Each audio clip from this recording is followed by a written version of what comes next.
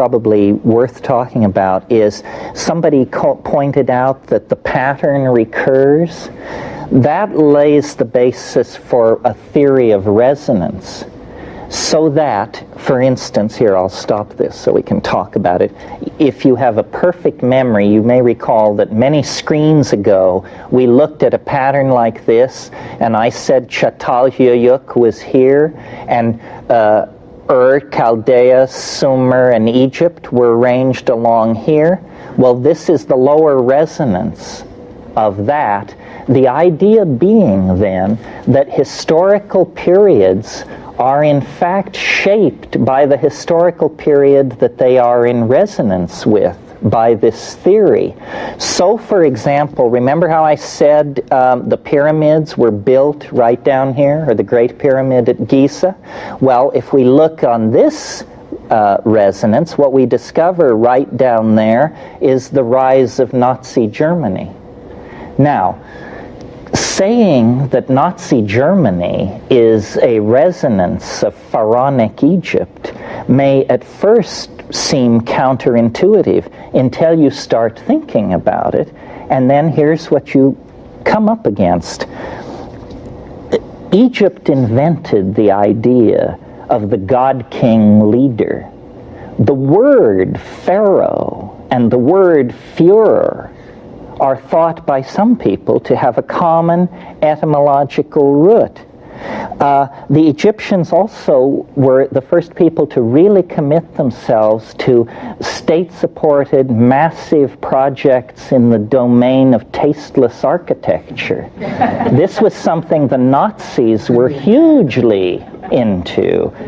Both used slave labor to build their massive and tasteless architectural constructions, and amazingly enough, both leaned heavily on the Jews for this labor.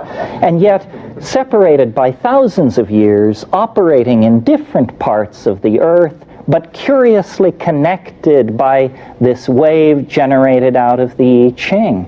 I find this kind of thing very, very interesting. As an example, the day Saddam Hussein invaded Kuwait, I rushed to the computer to check the resonance. Resonance, birth of Muhammad. Same. Couldn't differentiate. So clearly, and so what happened in both cases is that people in a certain part of the world made an enormous surge forward into self-expression, if you want. And the whole Gulf War crisis paralleled the life of Muhammad, and when Muhammad died, the war was over. It was born at the resonance of his birth, and it was completed at the resonance of his death. I find this kind of thing very compressed version of a larger historical epoch, 4,306 years long, that also ends in 2012. So that we have reached, by this reckoning, the late 700s right now. This is what we are living through. And ahead of us lies the Gothic Renaissance, the European Enlightenment, the discovery of the Newtonian mechanics, the discovery of the New World. That all lies ahead of us. It all has to be compressed into the next 22 years of time. And that is what accounts for the crazy quality of modernity. What accounts for fads and fashions. You know, hemlines are rising and falling in a rhythm based on the rise and fall of empires millennia ago. And these things are as causally linked as the orbit of the Earth is linked to the sun, you see. Because we are being drawn toward the attractor through shorter and shorter epochs.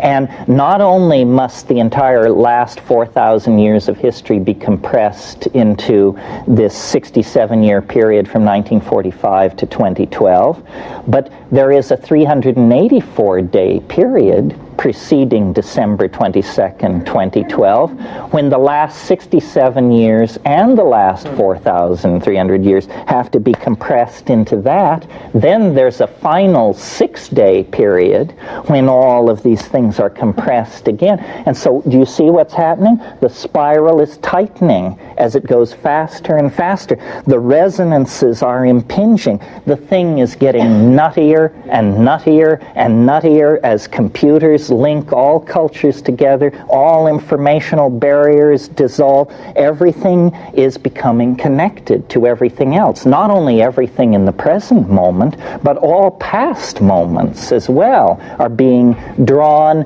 compressed, squeezed toward the production of the transcendental object at the end of time, which is nothing less than all time, all space, shrunk down to an atomic dimension and handed back to us. Do you see? The way Joyce constructed Ulysses was he had a character who was walking around Dublin in a fog trying to buy some kidneys to fry for breakfast, and Joyce made of his peregrination from one seedy bar to butcher shop and back, bordello, he overlaid it over the geography of the Mediterranean and the chronology of while you're vacuuming your apartment. Or having sex. All that stuff that's cycling. Those aren't your thoughts. Those are the thoughts of the Gaian matrix as these resonances mesh and reflect and work their way against each other. Nazi Germany down here. World War II fought across the bottom of this trough. After World War II, everybody was sick to death of novelty. They'd seen about all of it they could stand. Death camps, radar, V-2 rockets, propaganda, radio, massive displacement of populations, eugenics, 1,000-year genetic control myths, master race theory. Enough already. And after Germany was kicked to pieces, all people wanted to do was go home, have some kids, mow the lawn, put their feet up and watch the game. And they did that. And this is the post-war Reconstruction era where the stress is all about let's get back to normal. That was even a motto after 1945, return to normalcy and so forth. But then there are these little stumbles along the way called Sputnik, assassination of John F. Kennedy, so forth and so on. And then as you come across the top, right here, the great turning point, 1967-68, you've got it all. You've got LSD, you've got a youth revolution, you have technology reaching for the moon, literally, and the moon landing is right there. So, and then it all, and that whole, the 60s obviously blew the lid off of things and started a descent into novelty in which we are still experiencing and reeling from. It's a direct resonance to Homeric Greece. And the hippies did have a Grecian quality. I mean, all those barefoot people in robes practicing their vegetarianism and playing their flutes and gathering in green spots. Now notice that I have not reconfigured the wave from the first time when I set it for 6 billion years. We've come through planetary dynamics, we've come through evolutionary dynamics, we've come through the dynamics of ancient civilization. We now only have 5 years and 7 months on the screen. And what have we got? Okay, I'll show you what we've got. First of all, George Bush is elected right here, which means that Ronald Reagan leaves office right here. This is the absolute resonance for the fall of the Roman Empire. And Ronald Reagan clearly is the carrier of that energy, the imperial style, the well, the whole tone of the thing was Roman. Now, we have to account for this. What is this low point? It's Tiananmen Square, on the money. And if you don't think that was a novel event, try to picture it. 2 million people crowd into the capital city of the largest governmental entity on the planet and bring it to a screeching halt until it finds a solution, mass murder, the most traditional solution to these kinds of problems, and then the wave turns up. There's nothing novel about murdering large numbers of people. That is the traditional response to many situations. Okay, Tiananmen Square is there. The next thing we have to account for is right there. I believe that dangers await only those who do not react to life. Berlin Wall comes down right there, on the money, on the day, right there. Okay.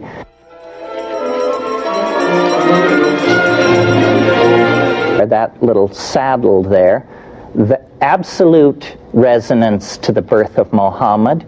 It's the day Saddam Hussein invades Kuwait. This is the only original idea that I have ever come up with. The rest is just telling you what Schultes and Hoffman and everybody knows and what you could find out by spending time in a good medical library. This is original, and my notion of what the psychedelic experience is for is that we each must become like fishermen and go out onto the dark ocean of mind and let your nets down into that sea. And what you're after is not some behemoth that will tear through your nets, foul them, and drag you and your little boat, into the abyss, nor are what we're looking for a bunch of sardines that can slip through your net and disappear. Ideas like, have you ever noticed that your little finger exactly fits your nostril, and stuff like that. What we are looking for are middle-sized ideas that are not so small that they're trivial and not so large that they're incomprehensible, but middle-sized ideas that we can wrestle into our boat and take back to the folks on shore and have fish dinner. And every one of us, when we go into the psychedelic state, this is what we should be looking for. It's not for your elucidation. It's not part of your self-directed psychotherapy. You are an explorer, and you represent our species. And the greatest good you can do is to bring back a new idea, because our world is endangered by the absence of good ideas. Our world is in crisis because of the absence of consciousness. And so, to whatever degree any one of us can bring back a small piece of the picture and contribute it to the building of the new paradigm, then we participate in the redemption of the human spirit. And that, after all, is what it's really all about. That's it, folks. Thank you very much.